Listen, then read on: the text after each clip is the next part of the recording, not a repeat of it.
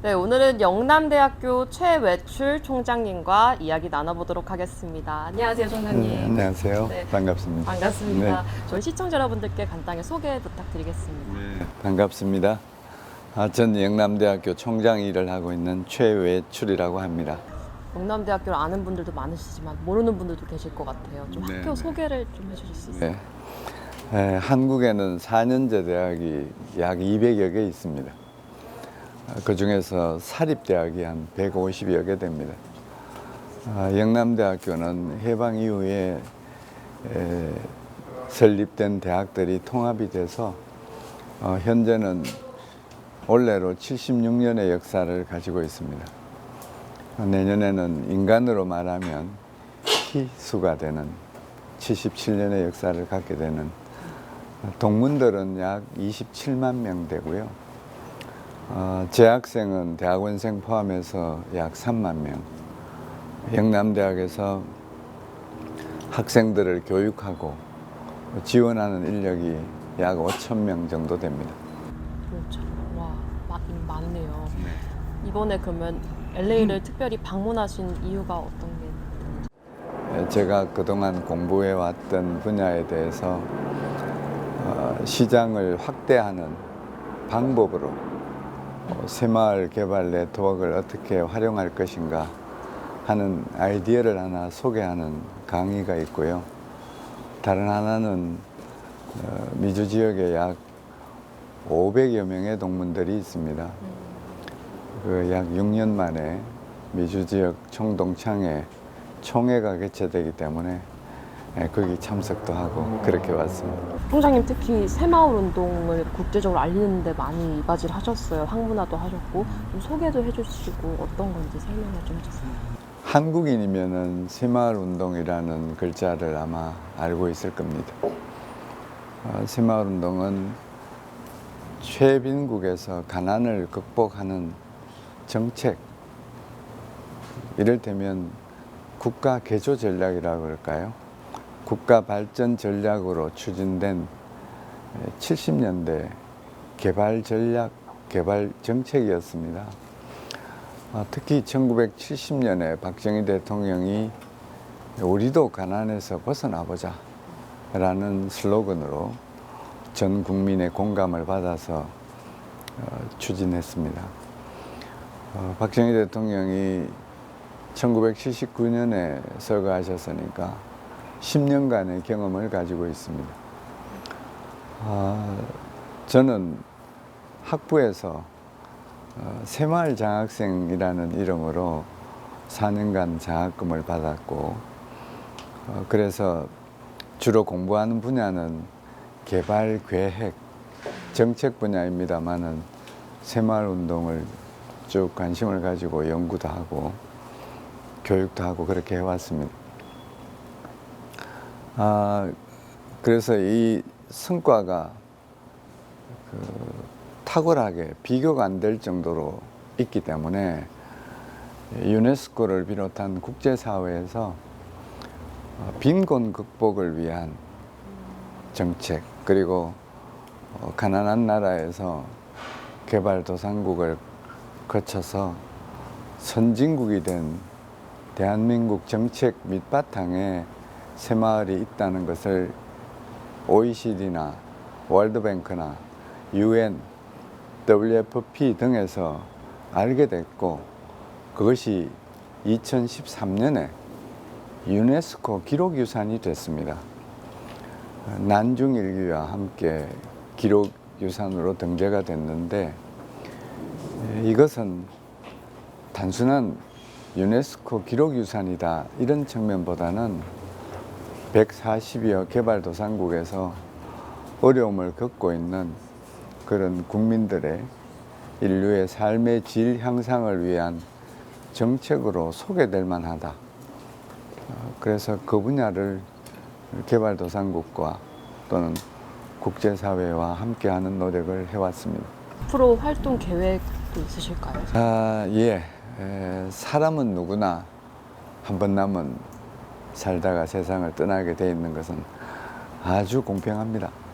그 누구도 피해갈 수 없는 것이고, 그러나 사람은 태어나서 인간다운 삶을 누릴 권리가 있다 이렇게 생각이 됩니다.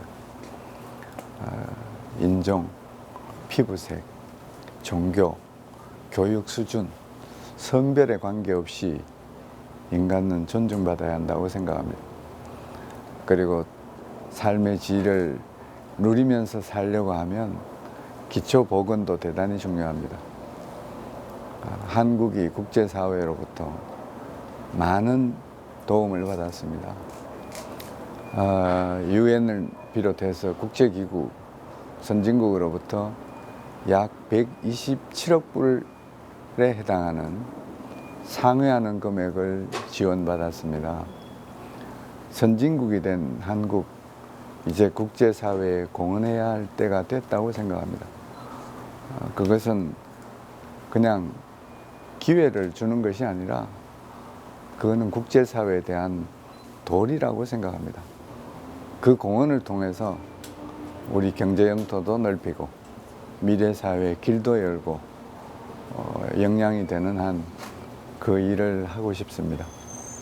요즘 한국 대학이 좀 어떤지 총장님으로서 냉철하게 좀 진단을 좀 해주시면. 사회는 변합니다. 우리 대학 환경이 제가 대학 다닐 때는 제 연령 또래가 대학 진학을 10%를 못했습니다. 지금 대학에 입학하는 학생들은 약 80% 가까이 고졸자들이 대학에 입학을 합니다. 개발연대 교육만이 살 길이다 해서 인재 양성의 역점을 둘 수밖에 없었고 그것은 성공했다고 봅니다. 그러다 보니까 대학 입학 정원이 아주 많습니다. 요즘은 학령 인구가 급감하는 것은 여러 이유가 있겠지만 저출생이 제일 큰 문제입니다. 지금 기준으로 가면 대학생, 전문대학 포함해서 약 한 53만 명이 입학 정원을 가지고 있는데 지난해 출생자 전체를 합쳐도 25만 명이 안 됩니다. 그래서 일본도 그랬듯이 대학 학령 인구가 급감해서 대학이 급격한 구조조정 환경에 취해 있습니다. 두 가지 이유가 있습니다. 사회 환경이 바뀌니까 사회가 요구하는 인재를 양성하려면 대학 구조가 바뀌어야 됩니다. 또 하나, 절대 학령 인구가 줄기 때문에 그 또한 변화를 요구하는 환경이 돼서 대단히 어려운 것이 현실입니다. 이 학생들은 많이들 이렇게 국제사회로 하고 교류도 많다고 했는데 학생들의 글로벌화 또 영남대가 글로벌화 되는 것에 어떤 식으로 추진을 할 예정이신지 듣고 싶습니다. 예전에 조금 전에 말씀드렸듯이 새마을은 다른 나라 잘 살려주기 위한 정책이 아니었습니다. 근데 지금은 한국의 국제적 위상에 맞는 역할이 필요하고 그렇게 하고 있다고 생각합니다. 그런 맥락에서 대학 환경과 연계해서 보면 이제는 한국 국적자만이 영남대학생이다. 그것은 아닌 것 같습니다. 그래서 제 생각은 한국 국적자 영남대 재학생의 반, 외국 국적자 영남대 재학생의 반. 그래서 주로 우리의 개발 경험을 공유하는 유엔에서 얘기하는 SDGs의 목표를 개선할 수 있는 인재 양성을 위해서 국제 부분을 약 한 50% 수준까지 확대해 가려고 합니다. 지금 다양한 분야에서 수요가 많아서 아주 솔직히 말씀드리면 감당하기 어려운 환경에 있습니다. 더 적극적으로 노력해서 학적은 바꿔도 바꿀 수 없고 국적은 바꿀 수 있다. 그러니까 국적은 바꿀 수 있지만 학적은 바꿀 수 없다라고 말합니다. 영남대학에서 한국의 문화와 언어와 그리고 정책 경험을 배워갈 수 있도록 국제 영역을 과감하게 확대할 것입니다. 마지막으로 저희 한인 시청자분들께 좀 한마디 해주세요. 저는 도전 정신을 가지고 해외에서 역할하시는 한인분들을 존경합니다. 여러분들이 계셔서 대한민국에 오늘이 있다고 생각합니다. 저도 많지 않는 이런저런 나라를 경험하게 됩니다마는 가끔 현지에서 애국심과 긍지를 가지고 역할해 주시는 한국인들을 뵈면 정말 가슴이 뭉클합니다. 물질적으로 여러분을 돕지는 못하지만 저 같은 많은 한국인들이 항상 여러분들을 응원하고 성원합니다. 건강관리 잘 하시고 한국의 위상에 맞는 한 분 한 분이 모두 외교관이라고 생각하시고 우리 미래 세대에 길을 열 수 있도록 분발해 주시기 바랍니다. 요청만 드려서 송구스럽습니다. 건강하십시오. 감사합니다. 네, 감사합니다. 지금까지 최배출 영남대학교 총장님과 이야기 나눠봤습니다. 고맙습니다. 감사합니다.